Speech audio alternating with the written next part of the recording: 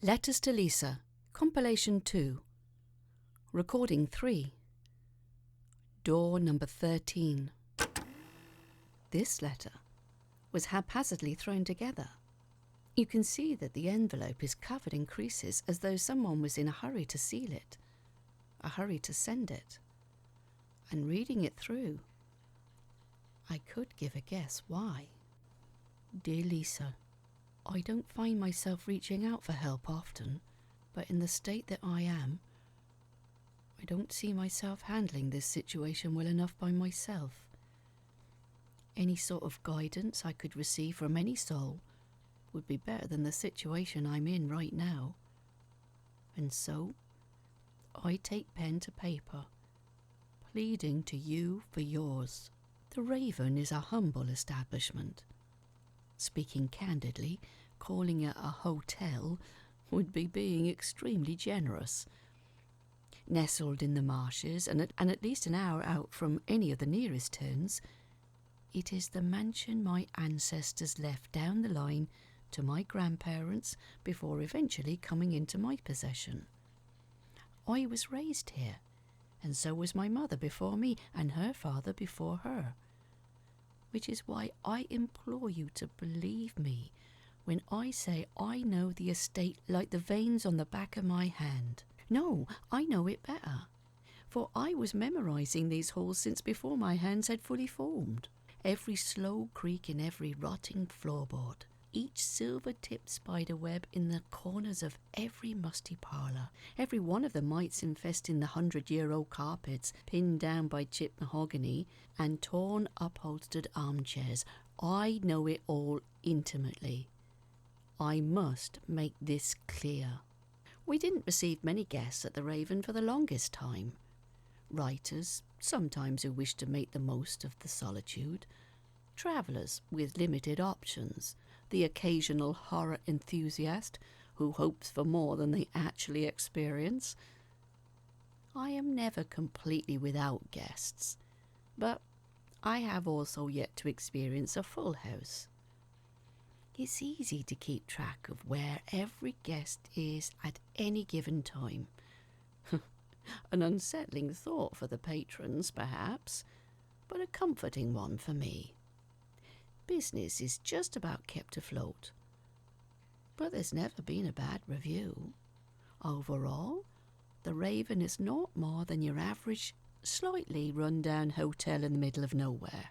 From the moment a new patron's phone number has been written down in the guest book upon their arrival, I've already memorised their name and can identify them by face and voice. I make it a point to greet them personally and escort them to their rooms.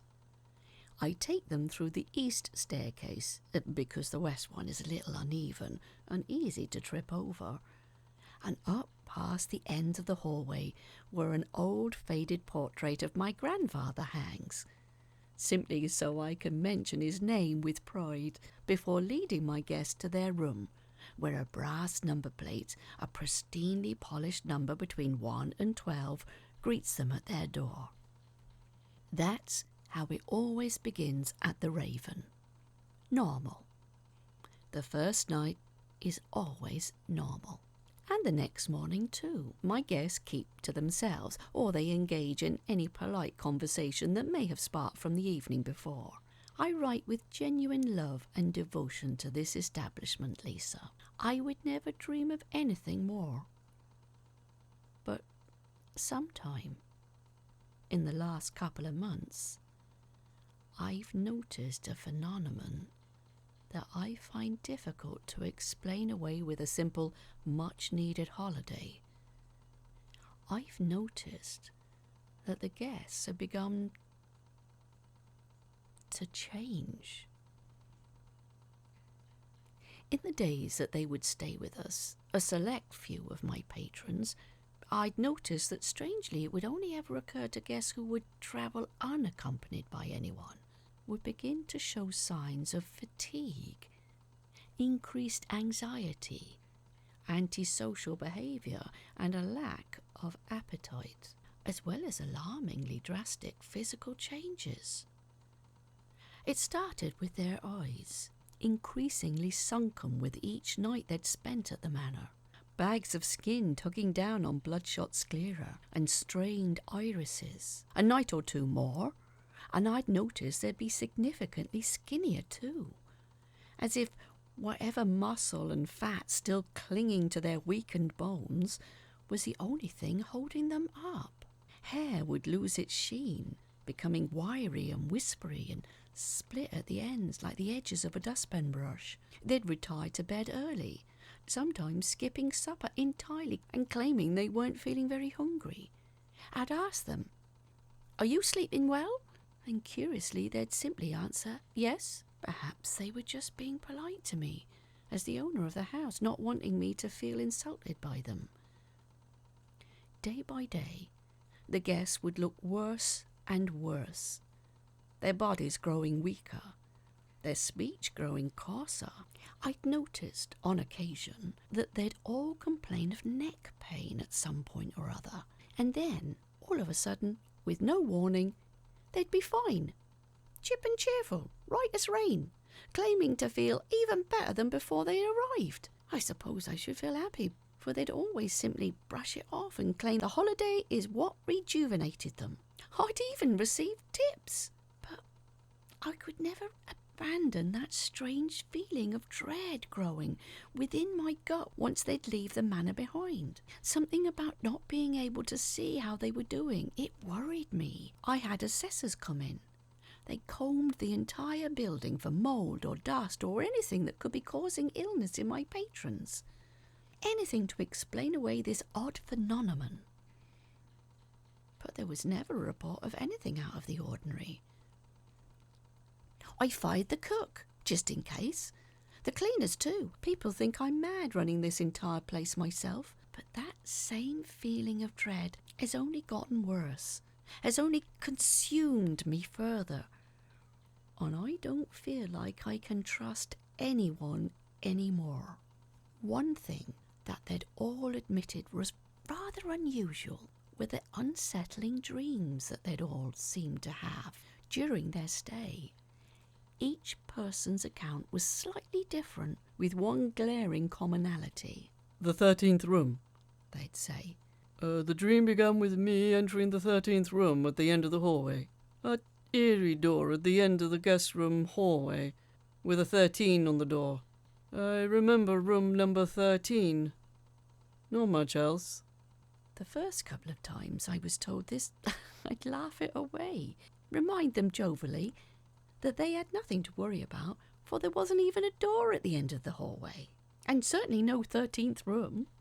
But as time went on, and more patrons mentioned having that dream, more and more patrons began to ask about the 13th room. And I suppose word got around because I'd be getting an increased amount of bookings from more and more of those horror enthusiasts, writers, journalists, all claiming they'd wanted to book a night in the fabled nightmare room. But there was no nightmare room. There was no extra door. I suppose it got to me because I'd begun to start pacing up and down that very corridor myself when night fell. Having always prided myself on having a good sleeping schedule, it's only been concerning that, thanks to the recent conditions, it had been getting worse and worse. I'd pace well into the small hours of the morning, up and down the faded carpet, past the portrait of grandfather, past doors 1 through 6, make a swift about turn past doors 5 through to 12, and again, leaving a trail of anxiety and paranoia in my wake. Until one night I finally stopped, blinked hard, rubbed my eyes, pinched myself because there it was, mahogany stained and built into the end of the hall, as if it had always been there. Worn wood and scratches on the frame, as if it had been part of this well-loved home for just as long as every other inch of the manor, and polished brass winking at me in the scattered moonlight. The same brass as all the rest, as if it had simply belonged to the set I'd had specially made all those years ago. Door number 13. Fear should have possessed me, but curiosity won out almost immediately.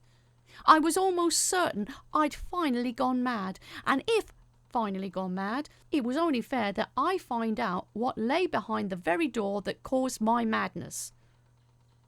The cold doorknob turned with ease beneath my palm, and I threw open the door in a frenzy, only to be met with nothing. Well, not nothing, but an empty room, and nothing within that empty room but a single closed coffin, lying on the floor. It looked brand new, unburied, untouched. Such a sleek, shiny black that I could see my own reflection staring back at me in confusion and fear as a shaky hand reached out and hurled it open. What greeted me was a woman. A pale face, gaunt and hauntingly serene in slumber. Beautiful at first glance, yet the longer I stared at it, the more wrong it looked. Skin so paper thin and pale it looked translucent in the dim moonlight. Eyelashes long and spindly enough to be mistaken for spider's legs, framed a nose narrow and pointed, leading to lips so deeply and unfathomably a shade of crimson that felt beyond comprehension. A creature so unnaturally beautiful, it drove oneself genuinely mad. She looked too perfectly preserved to be dead. But there was nothing imperfect, nothing human enough about her to be alive. Her chest didn't rise or fall. She wasn't breathing. But as I reached out tentatively to feel for a pulse, spider frame lashes drew up and its eyes flew wide open. It'll sound like a strange first thing to think about in the moment, but this woman, this creature, was breathtaking. Pupils as dark as darkness itself, so deep and never-ending, like a void I couldn't climb out of. It slinked out of the coffin with movements so fluid and graceful, it was mesmerizing to watch. A thundering percussion that I soon realized was my own heartbeat being fueled by adrenaline, beat against my chest as the being slowly leaned forward. Closer and closer. Something so stunning it gripped my every survival instinct by my shoulders and shook it violently, telling it to run. But I was glued to my spot. Stuck. That is, until the creature opened its mouth, unhinged its jaw. I could swear I saw canines sharper than I'd ever seen, and screeched in a pitch so piercing that I instantly felt a warm liquid began to seep out of my ears. I thought, in a situation like this, I might scream or gasp or react in any way, but the air that stuttered halfway up my throat simply stayed there, catching itself until I almost choked, until I couldn't tell if it was the shock or the lightheadedness causing me to stumble backwards.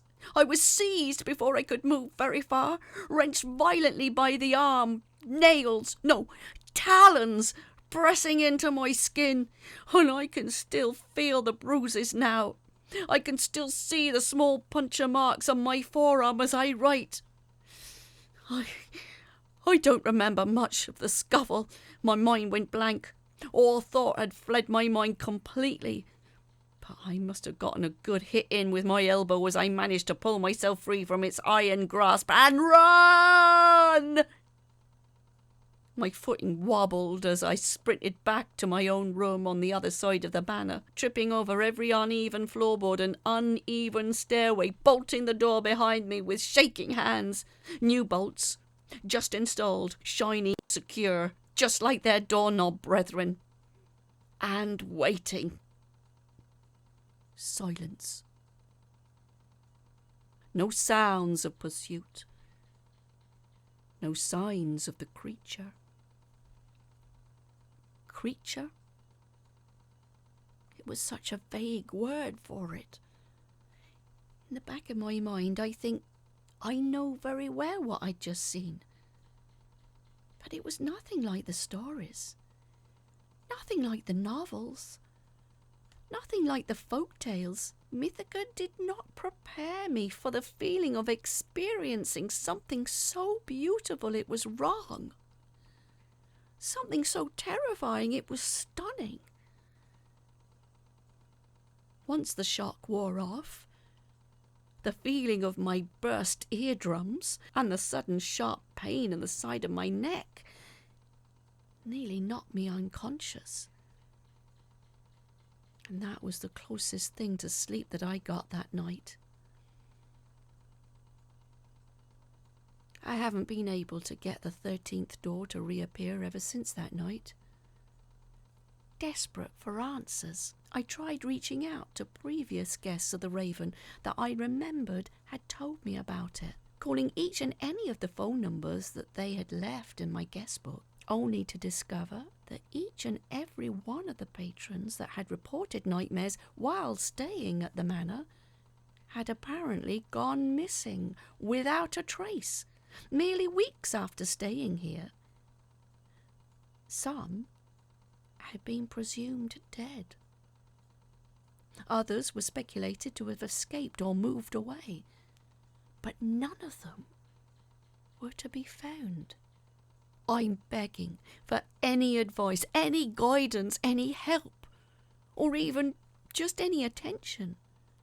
I need to know that someone out there believes me, for I woke up this morning and gazed into the tiny mirror above my small bathroom sink, and when I locked eyes with myself in the misty reflection, I saw the same bloodshot sclera and dull irises that had looked back at me from all of those patrons.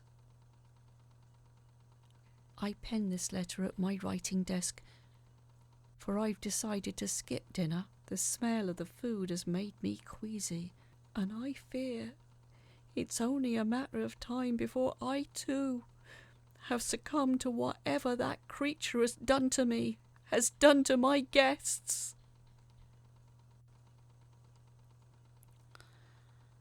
Well, again, I'm no help to this rather intense situation. I fear as though I'm no help to any of these. But I must say it's put me off my holiday plans. I suppose I shouldn't plan going on holiday. These letters will just follow me. It's not like I can record them on the beach. Couldn't drag this hefty beast onto the sand. Although I could invest in a portable recording device. Oh, I hope you get your appetite back soon. Perhaps that's from the shock of the events. Hopefully you'll be eating again. For your sake, I hope you start eating again. I shall keep in mind to stay away from anywhere called the Raven. Oh, I'm so sorry. That was recording 3, door number 13. Written by Ru Gupte. Read by Caroline Lawrie.